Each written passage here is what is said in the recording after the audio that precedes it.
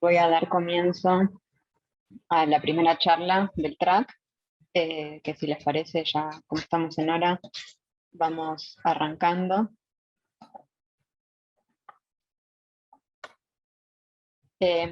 Bueno, yo voy a hablar de las tecnologías de la información aplicadas especialmente a la especialidad pediátrica. Mi nombre es Joya Núñez, yo soy especialista en pediatría, ahora estoy haciendo la residencia de informática en salud y soy miembro también de la subcomisión de tecnologías de información de la Sociedad Argentina de Pediatría.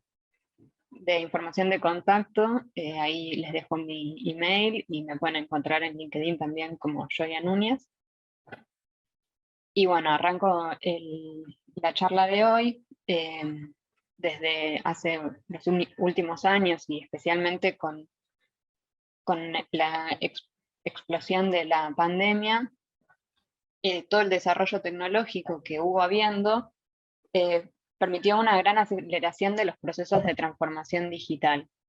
Esto hizo que repercutiera también en los profesionales de la salud que tuvieron que incorporar ciertas herramientas tecnológicas a su práctica, como por ejemplo las recetas electrónicas, las agendas virtuales, el uso de teleconsultas, de videollamada para realizar consultas. Y en pediatría lo que sucede es que generalmente estas herramientas se adaptan del modelo de herramientas diseñado para los adultos. Entonces, en un primer momento en el que hay que dar respuesta a un momento de urgencia o de necesidad, como por ejemplo ante una pandemia,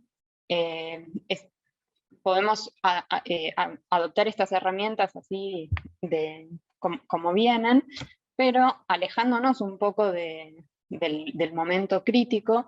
Me parece que es una buena práctica detenerse un poco y repensar cuáles son las necesidades y los requerimientos específicos para cada población. Entonces, me parece que en pediatría, y especialmente creo que se hace más notorio en la adolescencia, que es un momento de transición entre una edad infantil a una edad adulta, se manifiestan las necesidades y los requisitos específicos de cada población, y justo en la adolescencia es el momento en el que empiezan a aparecer estas cuestiones de intimidad, confidencialidad y privacidad. Entonces me parece que todas estas necesidades específicas tienen que reflejarse en las herramientas que usamos para tener en cuenta y contemplar cada caso de uso y cada necesidad. Entonces, el contenido de la presentación de hoy, voy a empezar hablando un poco del contexto legal, esto es en Argentina, que es donde actualmente me desempeño. Después voy a tomar algunos modelos de tecnologías de información y comunicación, puntualmente en pediatría. Voy a hablar unas palabras sobre confidencialidad y privacidad, y finalmente sobre algunas de las barreras de adopción de estas TICs. Entonces, para comenzar con el contexto legal en Argentina, me interesa empezar diciendo que, bueno, que en nuestro país nuestra regulación es bastante fragmentada y no hay un consenso de cada jurisdicción con las normativas. Entonces, esto da pie a que haya algunos temas que aparezcan en distintas en resoluciones, leyes o normas, y por el contrario, que queden algunos baches en los que el tema no se trate a fondo. Sin embargo, lo que sí me interesa remarcar, sin entrar tan en detalle en cada una de las leyes puntualmente, es que es una temática que está está presente en la normativa y que avala el uso de estas herramientas TICs aplicadas en el campo de la salud. Que esté apareciendo y que esté avalado permite que haya un avance tecnológico en nuestro ámbito, en nuestro medio. Entonces, para hablar de las herramientas TICs, yo seleccioné por cuestiones de importancia en el último tiempo y por cuestiones de tiempo que no me puedo extender tanto, dos modelos de aplicación en pediatría. Uno es la historia clínica electrónica y después voy a pasar a hablar sobre telesalud. Para empezar hablando de la historia clínica electrónica, puedo empezar con la definición de que es esta fuente de información segura centrada en el paciente, que sucede en tiempo real y en el punto de atención, pero que en el caso de la historia clínica electrónica no es simplemente la digitalización del registro en papel, sino que incorpora ciertas funcionalidades extras que ayudan a mejorar la calidad de la atención. Esto puede verse en forma de soporte a la toma de decisiones, brindando acceso a información a bases de conocimiento, alertas, recordatorios.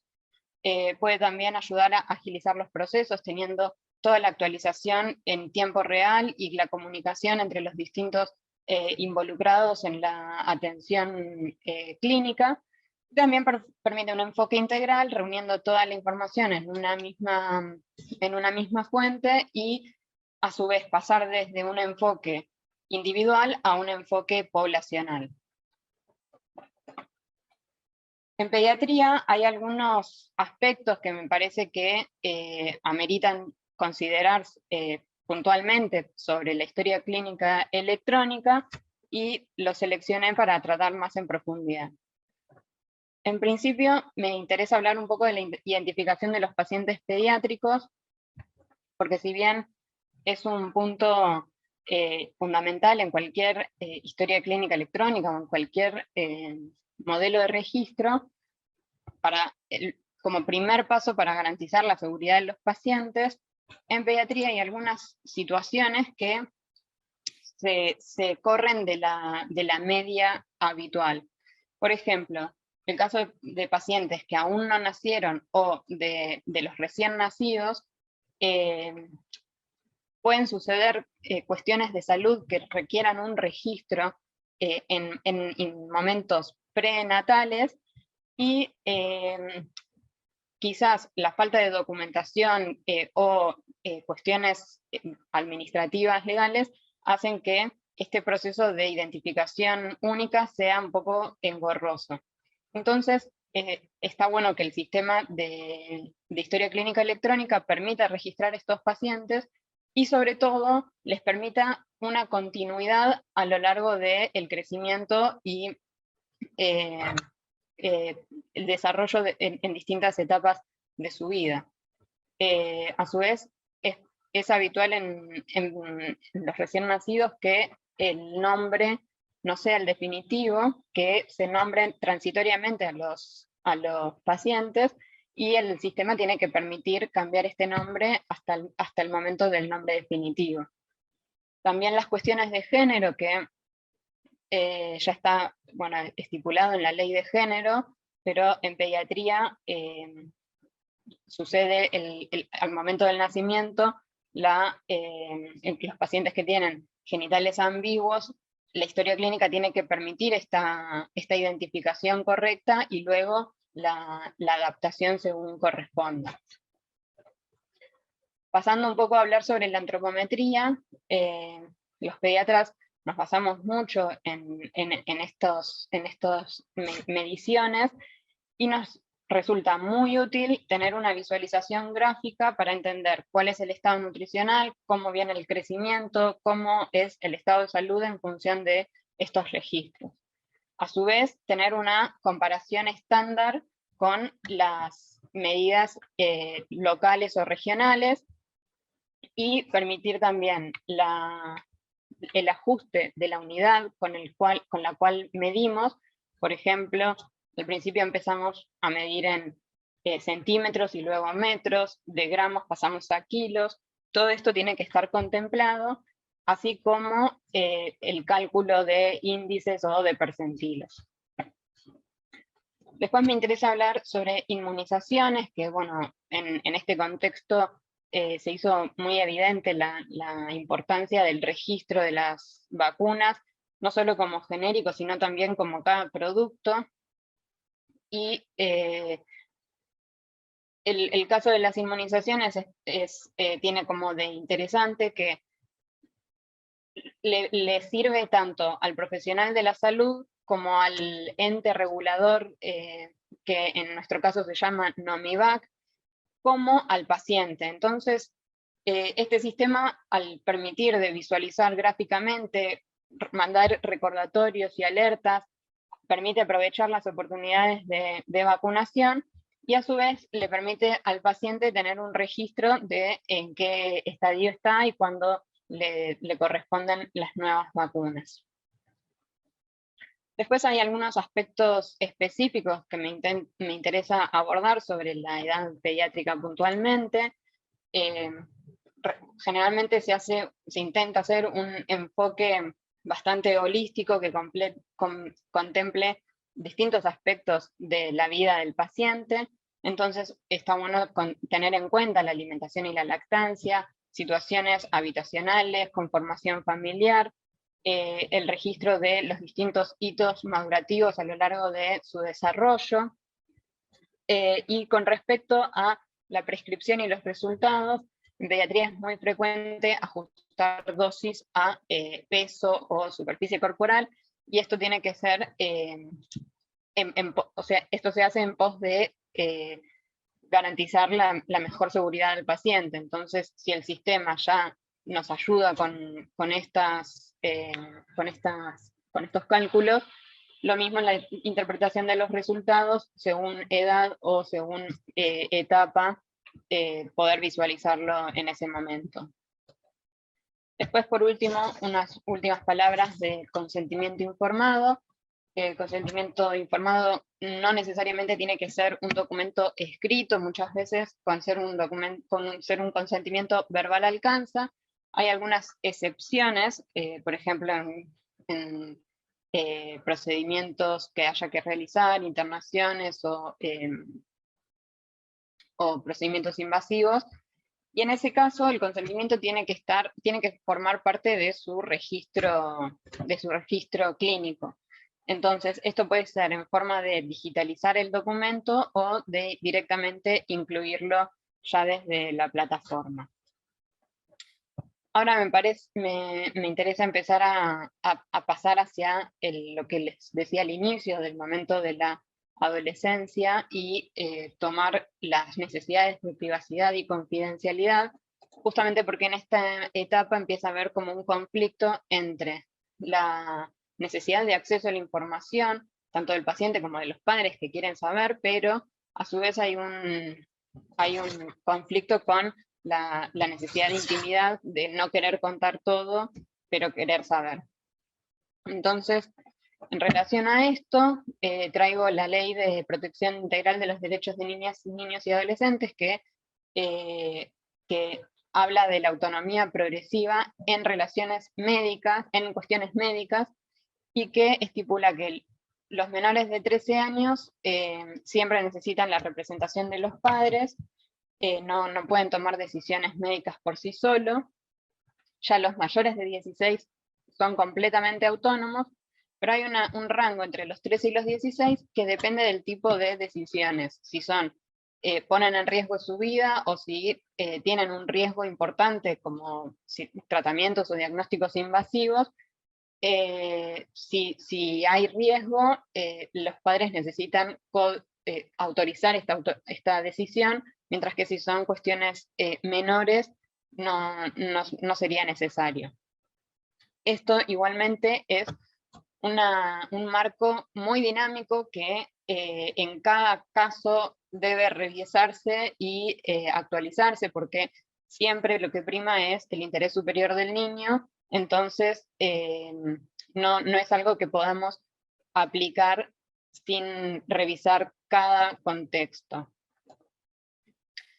Y esto me da pie a hablar de cuestiones de telemedicina que en el último tiempo se empezó a tratar cada vez más.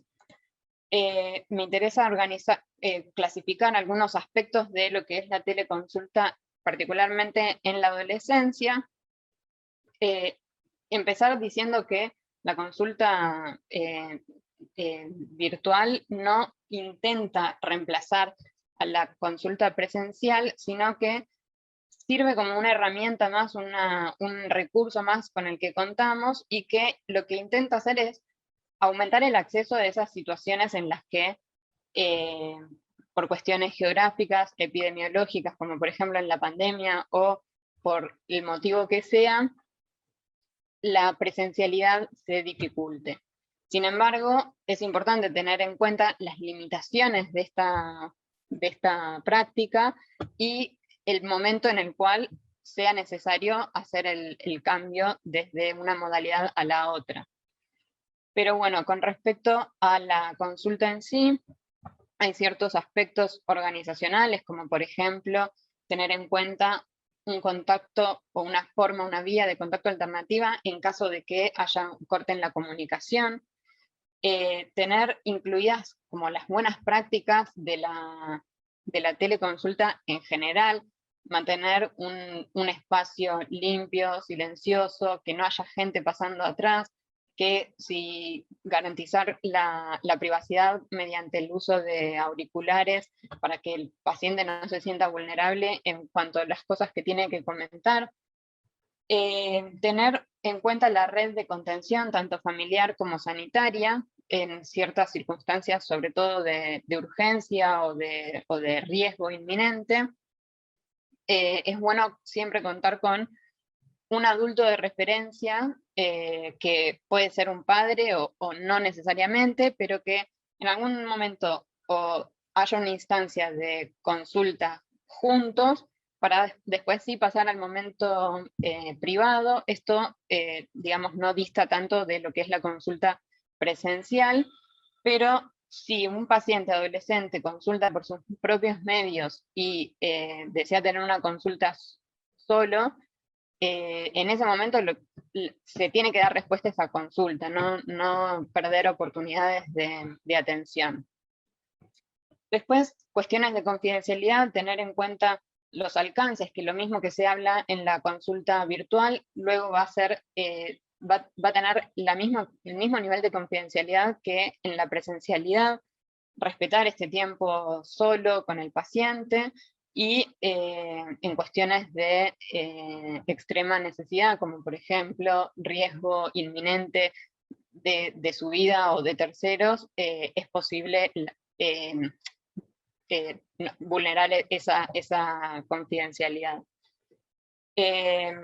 Después, con respecto al seguimiento y la facturación, tener en cuenta, tener acordado de antemano cómo va a ser el seguimiento, de qué modo, si va a ser presencial o virtual, cada cuánto tiempo, cómo se van a comunicar entre medio las consultas, y también tener estipulado una forma de validación y reembolso de la práctica.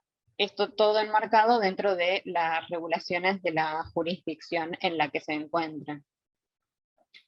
Pero bueno, yo estuve centrándome más que nada en los aspectos específicos de las tecnologías de información y comunicación, pero la adopción de estas herramientas no siempre es transparente, y muchas veces hay algunas barreras de resistencia a adoptar estas herramientas. La Sociedad Argentina de Pediatría hace unos años hizo una encuesta a los pediatras argentinos sobre cuáles podrían llegar a ser estas barreras puntualmente, y se vio que si bien había una buena predisposición para adoptarlas, las barreras en sí tenían que ver con cuestiones técnicas de temor de no poder entender el sistema, no poder adaptarse. Yo les decía que podían agilizar procesos, pero si les cuesta entenderlo, termina entorpeciendo. Que puedan impactar en la relación médico-paciente de manera negativa. Les daba preocupación cómo iba a ser el almacenamiento de esa información y los estándares de seguridad que se respeten. Bueno, lo que hablaba al inicio sobre el marco legal, si estaba avalado o no, y lo que tiene que ver con los costos, sobre todo a nivel inicial, que es una inversión importante, y que es una preocupación que apareció mucho. Entonces, para responder a estas barreras y para encararlas, me parece que está bueno tener un enfoque de gestión del cambio que sistemáticamente se meta en la cultura del usuario y con una visión estratégica pueda tomar los recursos, ya sea humanos como técnicos, y no solo chocarse contra la resistencia a la adopción, sino manejarla de antemano para acompañar al proceso de mejora. Y bueno, y ya para ir cerrando, algunas conclusiones finales. Estamos actualmente atravesando un proceso de transformación digital muy, muy continuo y que cada vez es mayor, pero que en este momento las particularidades de cada población deben ser tenidas en cuenta, y esto podemos hacerlo con un enfoque de diseño centrado en el usuario, contemplando cada particularidad, cada caso, y de esa manera dar una respuesta más dirigida. Entonces, es natural que en estos cambios de paradigma surjan nuevos interrogantes y nuevas preocupaciones, nuevas inquietudes, que la idea no es que nos paralicen y nos hagan resistentes a los cambios, sino que nos sirvan de motor para seguir mejorando los procesos y adaptándonos a la nueva oleada de tecnologías. Obviamente, esto va a hacer que las barreras con las que habitualmente nos encontramos vayan cambiando a medida que aparezcan nuevas problemáticas, y que eso de antemano no lo podemos saber ni imaginar, lo vamos a ir encontrando en el camino. Así que bueno, yo cierro con eso. Muchas gracias. Dejo mi mail por si tienen comentarios o preguntas. Y ahora abro el espacio de preguntas. A ver, acá dicen: felicitaciones por la presentación. Muy valioso el aporte y la perspectiva propia de la especialidad con sus desafíos particulares. Bueno, muchas gracias, Juan, por el comentario y el feedback. Acá Sebastián dice: buen día, excelente la exposición. Bueno, muchas gracias. Bueno, y me gustaría preguntarles a ustedes si tienen algo más para comentar o aportar. Si no, ya damos inicio a la próxima charla.